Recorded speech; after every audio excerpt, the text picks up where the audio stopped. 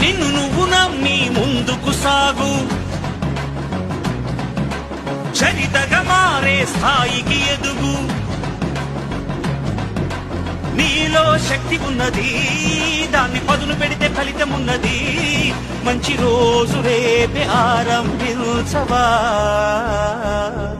అరే ఎవరి గుణం ఏమిటో, ఎవరి బలం ఏమిటో చూసింది ఎవరంట.